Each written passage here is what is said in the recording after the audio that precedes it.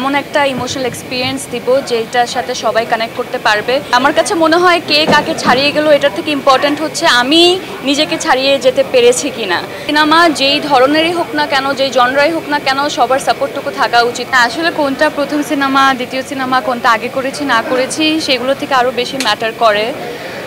প্রত্যেকটা সিনেমা যেটাই করছি না কেন সেই সিনেমা থেকে নতুন কোনো কিছু পাওয়া যাচ্ছে কি না, আমি আমার কাজটা সঠিকভাবে করতে পারছি কি না, আপনাদের ভালো লাগছে কি না, ইমোশনালি অ্যাটাচ করতে পারছি কি না, আমার টিমের পারফরমেন্সটা কেমন, আমার কো আর্টিস্টদের পারফরমেন্সটা কেমন, গল্পটা নতুন কিছু দিতে পেরেছে কি না। তো আমার কাছে আসলে এই ব্যাপারগুলো খুব ইম্পর্ট্যান্ট। এবং প্রিয় মালতীতে এবং আজকে সাবা তো রিলিজ হয়ে গেল, আমরা এই চেষ্টাতেই ছিলাম যে এমন একটা ইমোশনাল এক্সপিরিয়েন্স দিব যেটার সাথে সবাই কানেক্ট করতে পারবে। কারণ আমাদের সবার বাসায় আসলে বাবা এবং মা আছেন, অনেকের আসলে নেই। তো এই ফিলিংটার মধ্যে দিয়ে সবাই গিয়েছে এবং সাবা যেই জার্নির মধ্যে দিয়ে গিয়েছে, হয়তোবা কেউ যাচ্ছে কিংবা যাবে।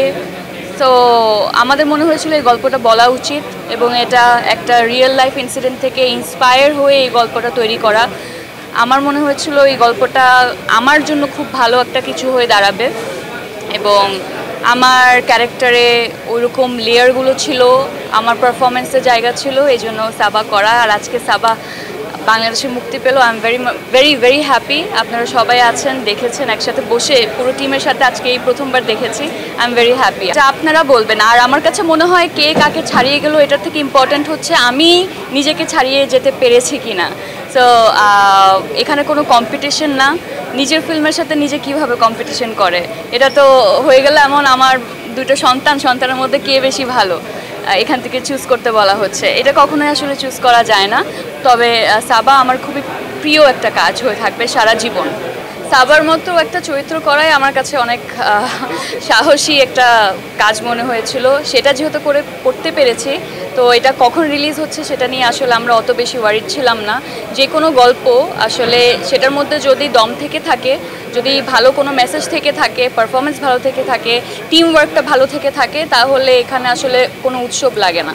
এই কাজটা তো আসলে একটা সিনেমা যখন রিলিজ হয়, ভুল ত্রুটি ভালো মন্দ এটা আপনারা বলবেন। আমি আমার সর্বোচ্চটুকু চেষ্টা করেছি। আমার এই যে পুরো টিম এখানে দাঁড়িয়ে আছে, ওরা তাদের 100% এফর্ট দিয়েছে। আমরা পুরো জিনিসটা যখন থিয়েটারে ছেড়ে দিয়েছি, এটা পুরোটা আপনাদের হাতে দিয়ে দিয়েছি। এখন এটার ভালো দিক মন্দ দিক যেটাই হোক না কেন সেটা নিয়ে আপনারা লেখালেখি করবেন। I feel very blessed. আজকে শুক্রবার, অনেক ট্রাফিক, সবার নিজের ব্যস্ততা, তারপরেও আসলে অনেকে এখানে এসেছেন, আপনারা সবাই এসেছেন শুধুমাত্র একটা সিনেমাকে সাপোর্ট করার জন্য। এই সাপোর্টটা আসলে অনেক বেশি দরকার এবং আমি সবসময় চাইবো সিনেমা যেই ধরনেরই হোক না কেন, যেই জনরাই হোক না কেন, সবার সাপোর্টটুকু থাকা উচিত। কারণ এটা পিছনে এত মানুষের এফর্ট থাকে, এত মানুষের স্বপ্ন থাকে। সো আপনাদেরকে আমি বলবো সাবাকে যাতে একটা চান্স দেওয়া হয়। আপনাদের যদি ভালো লেগে থাকে সেটা নিয়ে আপনারা বলবেন, যদি ভালো করার আরও কোনো জায়গা থেকে থাকে সেটা আমাদেরকে জানাবেন। আমার কাছে কখনোই এটা মনে হয় না সাবা একা টেনে নিয়ে গেছে। সাবাকে সাপোর্ট করার জন্য এত পাওয়ারফুল অ্যাক্টার্স ছিলেন। সাবা যদি ওখানে একা থাকতো তাহলে আসলে এই সিনেমা একেবারেই হতো না। এই যে মোস্তফা মনওয়ার ভাইয়া, আমি এই ফিল্মটা করেছি কারণ I wanted to work with him এবং he is such a powerful actor. ওনার আগের কাজগুলো আপনারা যদি দেখে থাকেন কিংবা ওনার প্রোফাইলটা যদি ঘাটেন, তাহলে অ্যাজ অ্যান অ্যাক্টর উনি আসলে কতটা ডাইমেনশনাল বা কতটা ভার্সেটাইল এটা বলার বাইরে। আমি এই কাজটা করেছি কারণ মনওয়ার ভাইয়া, মাকসুদ ভাইয়া, প্রাচী আপা সবাই এত পারফেকশনিস্ট। আমি যদি আসলে এই কাজে কোনোভাবে কিছু একটা শিখতে পারি, এটা আমার জন্য একটা বাড়তি পাওয়া। দেখেন, আমি আসলে যখন আগের কাজগুলো বলেছেন সেগুলো প্ল্যান করে করি নাই, এটা ওইভাবে প্ল্যান করে করিনি। আমি সবসময় আসলে এমন চরিত্র করতাম যে চরিত্র কোনো মিনিং আছে এবং আজকে যে আপনি এই পুরান কাজগুলোর নাম বলেছেন, তার মানে ওই কাজগুলো কোনো না কোনোভাবে আপনার উপরে ওই ইম্প্যাক্টটা ফেলেছে।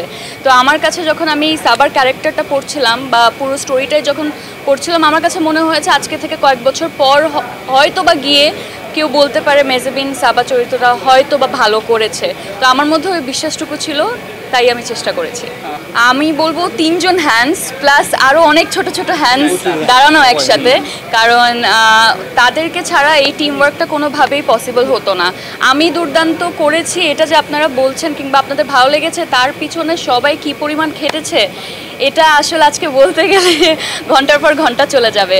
আই থিঙ্ক আমি অনেক বেশি টিম ওয়ার্কে বিলিভ করি এবং টিম ওয়ার্ক ছাড়া কখনোই ভালো কোনো কিছু ডেলিভার করা সম্ভব হয় না। সো সাবার পিছনে এবং যে কোনো কাজ, যে কোনো ফিল্মের পিছনে আসলে সবার একটা স্বপ্ন থাকে, সবার এফার্ট থাকে। তো আমরা আমাদের এফার্টটুকু দিয়েছি, এখন আপনারা বাকিটা জানাবেন। সাবার তো অনেক ভালো একটা ফেস্টিভ্যাল রান ছিল। যখন ওই ফেস্টিভ্যাল রানটা শেষ হয়েছে, বিভিন্ন ফেস্টিভ্যাল থেকে ঘুরে এসেছে, বিভিন্ন ধরনের ক্রিটিক্সরা সেটা নিয়ে কথা বলেছে, তাদের মন্তব্য জানিয়েছে। তারপর যখন এটা শেষ হলো তখন আমরা আসলে সিনেমা হলে, বাংলাদেশের সিনেমা হলে এটা রিলিজ দিয়েছি। তো ফেস্টিভ্যালের জার্নিটা মোটামুটি শেষ, এখন এটা আপনাদের কাছে দিয়ে দিয়েছি।